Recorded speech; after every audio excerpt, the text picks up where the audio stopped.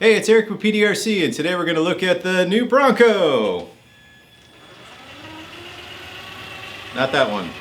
That one! So, we're going to go ahead and do an unboxing of the new Bronco. I have no idea what year this car is because it's not printed anywhere on it, and I'm too lazy to Google. So, let's go ahead and open this thing up and take a look and see what we've got. I know there's been a few unboxing videos of the car, but hopefully mine will be interesting to say the least. So, let's go ahead and pull out of the box. Alrighty. So, we'll go ahead and pop this thing out. Fine. Alright, so we got the box open, and apparently they've got this thing put down with some ironclad tech. So, grab my knife again. As you can tell, we're completely prepared for this. And the sad part is we actually opened up one of these cars and already started playing around with it, as you can see in the case. But first thing we're going to note on this thing is, well, actually I really enjoyed the color on it. It's a solid color, there isn't any metal flake or anything else. They put a lot of scale detail into this car. Has some actually good rubber sheeting over the top of it, or plastic sheeting to help protect it. There's a lot of good scale details. It looks like I've got one that's pre-damaged, so that's always fun.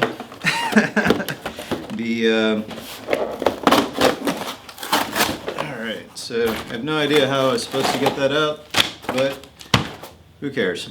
So, a few things that we're going to look at. I know some folks noted that it has the panels on the door that open and close. We've made a discovery that you can almost fit a full-size action figure in it, or doll. So it's got a lot of good features on the inside. It's got the gear shifts. The dashboard is stickers, but I'm wondering if maybe a little bit later on companies like RC 4-Wheel Drive or maybe somebody on Thingiverse will have it set up to where there's scale parts that can be 3D printed put in the dashboard. I do like the fact that it came with a full-size spare tire.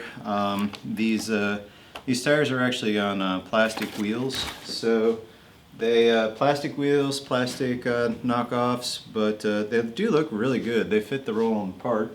Later on you can of course change it out to anything you want with regular bead locks. Let's see, the body is actually clipped in like the SEX-10-2. Still got a little bit of cardboard in the way. Pretty sure that somebody will have a better time getting theirs out of the box than I did. And let's go ahead and get the box out of the way, or the remnants of the box. Cool.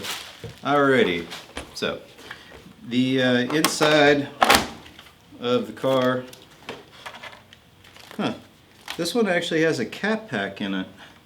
So, not really something I would expect to see inside of a crawler. The cat packs are really great if you're running a vehicle and you're getting some ripple or you're getting a little bit of fade out of it. So really nice feature to see that there's a cat pack in there.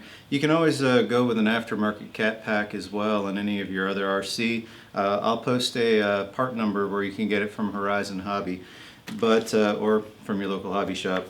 But looks like it's got the IC3, it's got the receiver that has a couple of connections on it for the lights. Everything's kind of built all in one. This is a standard SEX-10-3 setup. A few differences we'll go over here in a minute, but you know, it's got some scale features. They changed over the motor design on the inside, so it's got the 5.0. The wheel wells in this have actually been changed over from the Jeep, so these are a little bit different. If you wanted to put a Jeep body on it for some reason, then you're going to have to change those out as well. So one of the things that we're going to note on here is that they upgraded the fiendish thingy to aluminum, also known as a pan hard mount. Singular, not double. They did not change the bottom, just the top. They went with a straight axle on this to give it more of a scale look, because the original Jeeps and the Broncos don't actually have portal axles, so they went with a straight axle setup on that. Observation that I had made on it, did see a difference between the first iteration of the SCX-10-3 and the new Bronco, is right here. There's actually what looks to be a servo winch mount. So doing a little research, we removed the license plate off of it and found out that there's already a hole in place for it so that you can actually have the winch come out. And it's the holes are already pre-drilled into it, where you can put one of those plates on top of it as well. So you can go ahead and have that feature in there. You don't have to buy a special bumper for it. Also, I'd like to point out that there's also a couple of mounts right here where you could actually put in a couple of pot lights if you really wanted to. It's got the dig gear in it, but honestly, I'm going to be trailing with mine, so I'm going to take that dig servo, I'm just going to move it over one, and I'm going to use the channel that comes on the DX3 remote that it comes with. So instead of it working it for dig, I'm going to have it set up for high-low range on the transmission. The DX3 that it comes with is the one that can tell you all the battery power if using smart batteries. It's got the thumb guide on it as well, so if you like to drive like I do, you can actually just use the thumb function. If you're trying to save a little bit and sell your remote and use one from another model kit that doesn't have a thumb drive, you can actually pick up a thumb drive and install it yourself. I'll post the part number on there as well at the end of the video or in the comment section. Let's see. The light buckets on it are actually kind of cool. They've got everything pre-wired on the inside. The side of it is actually decals. So that part I don't care for so much, but I'm pretty sure that at some point someone's going to have a light bucket on there so you can pop it in. It's got a lot of really good scale features to it. It's got the hood scoop on the top. It looks like it's just put in with 3 screws. The bed of it's kind of shiny, but you can go over that with some matte finish if you want to, or if it's going to end up with a patina mud on it, then it really won't make that big of a difference. Inside the box, looks like it actually comes with the batteries for the remote and an additional receiver box, so if you want to change over your radio, you can actually put in the different receiver.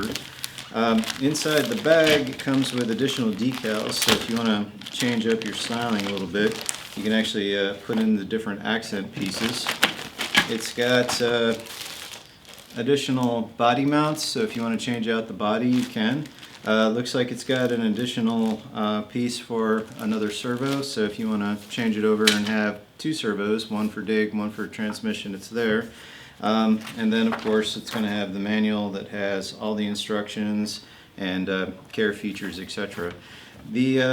It's pretty much the same as when you're looking at the other SCX-10-3, but side by side you'll see there's well, mine's a little dirty. But side by side you're going to just see a couple of subtle differences, such as the wheel wells. The ride height looks like it's just about the same on it, and of course the motor. But past that, whether it's the Jeep or the Bronco, it looks like it's going to be a really decent trail truck. It's got a decent ride height to it as well, and a lot of really great scale features. If you have any questions or you want to learn a little bit more about it, just let me know, leave a comment, and we'll talk to you later. Bye.